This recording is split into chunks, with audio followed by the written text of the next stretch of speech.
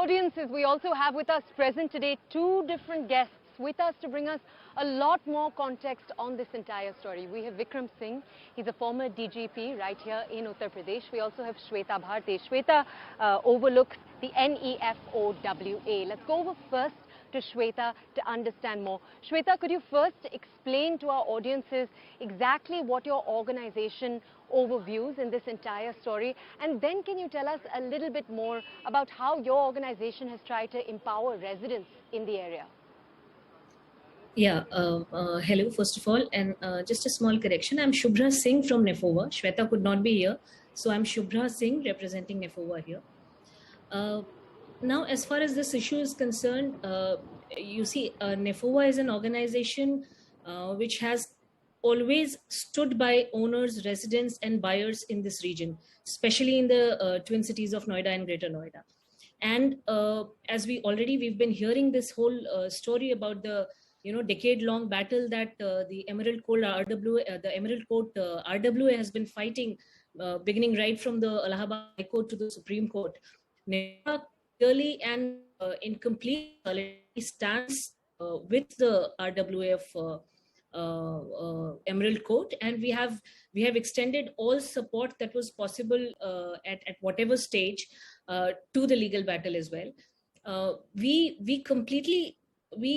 is one issue that NEFOWA has raised time and again for almost a decade now, and we've been fighting with several builders on the same issue, wherein builders blatantly have been flouting norms, have not been adhering to any of these compliances. And obviously we are all aware of the nexus that they have managed to build with the authority. Unfortunately, using the same nexus, they are able to flout all these rules, and the ultimate sufferer is always the owner, the buyer, the resident.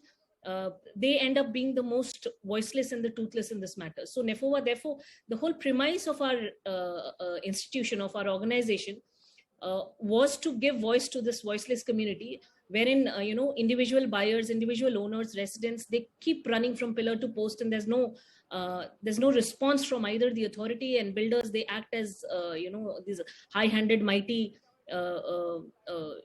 institutions who just refuse to give any heed to the complaints or the concerns of the residents and the owners. So NEFOWA completely welcomes this decision by the Supreme Court. This is, again, like we all know, this is a result of a decade-long battle began in 2012, and now we are very happy just for the simple reason that the purpose of this decision clearly is to set an example.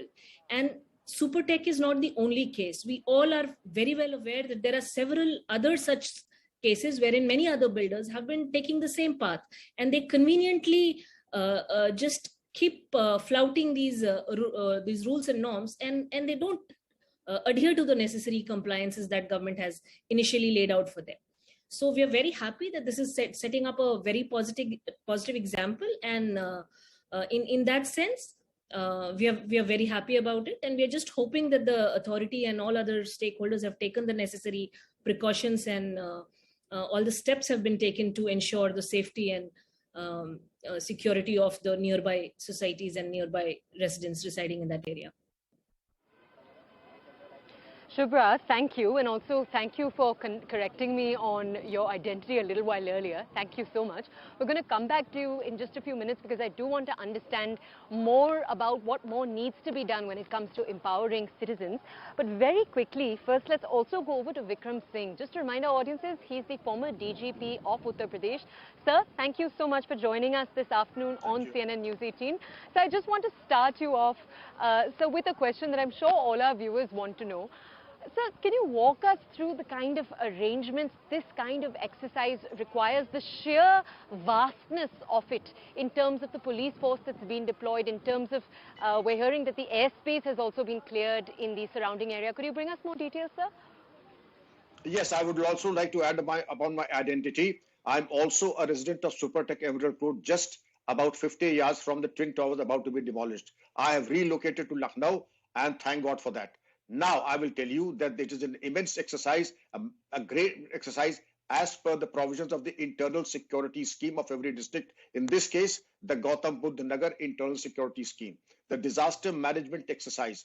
Before, multiple contingency plans in respect of hospital, fire services, emergency exits, and of course the green ways and pathways for the ambulances, fire brigades, and other essential services. You would also be aware that there are senior citizens staying there, people who are ill in the Supertech Emerald Court Sector 93A, and also those who require constant medication. I see that in the otherwise very dark cloud, there's a silver lining that those in the Peace City have very generously and magnanimously allowed the residents of Supertech and the ATS to be with them for the whole day till this unfortunate episode of the implosion is going to happen. But yes, the essential services, the contingency plans, and also catering to the ill, the aged, and those require medical intervention. And also, the real problem starts after the demolition, where the debris, the SPM particles in the air, that would include the lead and also other mercury particles, they are hazardous to health.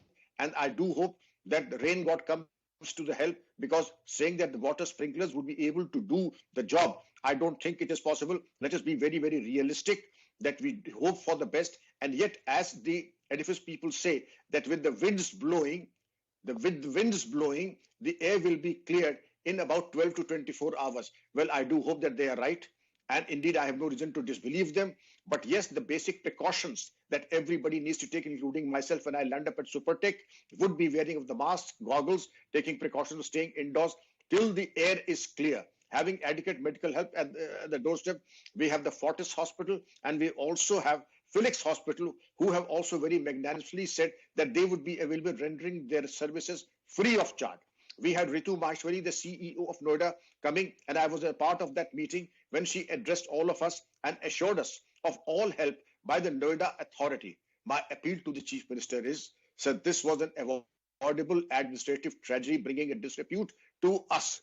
Let us now at least have that this nexus between the builders, the politicians, and the corrupt bureaucrats, this needs to be broken once and for all. And let this be an example in history of Uttar Pradesh administration that law is unsparing, and those responsible in the Noida authority, in politics or wherever, they need to be given a lesson of a lifetime.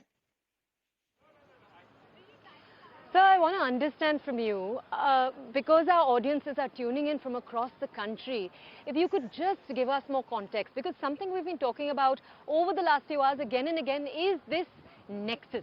But just for our audiences that are tuning around from everywhere, because you've also been the DGP for years in the area, could you bring our audiences an overview of exactly what this nexus is, what the issues are, how ordinary residents are affected? Tell us more, sir.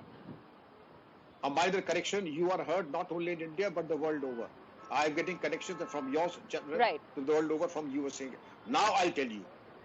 You just do an experiment, put some bricks and a bag of cement outside your house, and rest assured 18 people from various departments come and ask you, are you indulging in any kind of illegitimate building activity, renovation? Then please. This is absolutely an innocuous whitewashing if you were trying to do. In this case, this edifice of shame came up. In a matter of years, I've been staying in Supertech for the last 12 years. This edifice of shame came up, and it is not possible without the direct collusion and profit sharing of those who are supposed to supervise. Those he was given initially, this was a green area. From the green area, it got a license illegitimately for 6 floors. And the 6 floors became 30 floors and 32 floors. 62 floors, 1,000 flats. Now just imagine if there cannot be a more shameful and a disgraceful example of collusion, corruption, conspiracy and complicity. These two would easily take the gold medal of all this conspiracy, corruption, complicity, and everything that goes in the name of a dishonorable act. Therefore, the anti-corruption department, the vigilance department, I would be very satisfied if a CBI inquiry is ordered into this nexus. You may recall that NN Vora committee has said that the nexus between the corrupt bureaucrats, the corrupt politicians, and the organized gang of criminals has to be broken, because that is responsible for such brazen acts of corruption as these two edifices are.